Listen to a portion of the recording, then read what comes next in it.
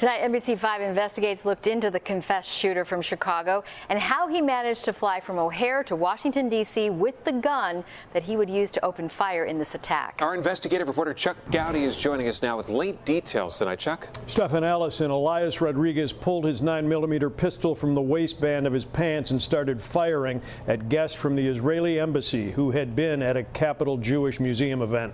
When his gun was empty, he reloaded, firing 21 shots in all, according to federal law enforcement, who say tonight that Rodriguez doubled back at one point and kept firing even as the woman victim tried to crawl for her life. Free Palestine! When 31-year-old Elias Rodriguez was arrested, staying on the scene after his attack, waiting for police, he admitted doing it, authorities say, in the name of freeing Palestine, and even told police where to find the pistol he had tossed after the attack.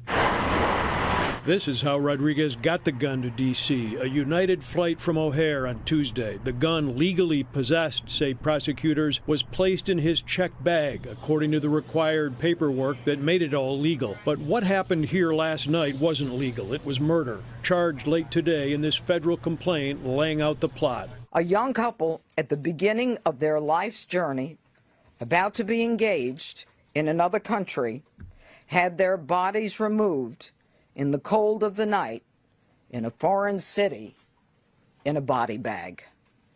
We are not going to tolerate that anymore. Who is this man? His LinkedIn profile shows that Rodriguez works for the American Osteopathic Information Association as full-time administrative specialist, employment the AOIA now confirms. And this profile on History Makers, a Chicago website repository for the Black experience, lists Rodriguez as an oral history researcher with an English degree from UIC. He was quoted several years ago in the socialist publication Liberation, pictured at a 2017 protest honoring the anniversary of Laquan McDonald's shooting death by Chicago police, that Rodriguez directly connected to the Chicago bid for Amazon headquarters back then.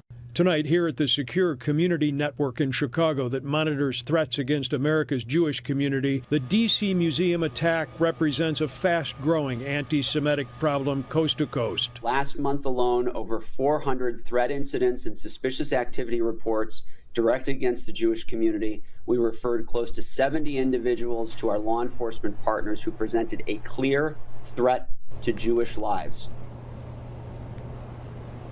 Rodriguez was in Washington for a work-related conference, according to authorities, and one element they are now investigating is whether he targeted the Capital Jewish Museum because it was hosting a new LGBTQ exhibit that had prompted security concerns even before the attack.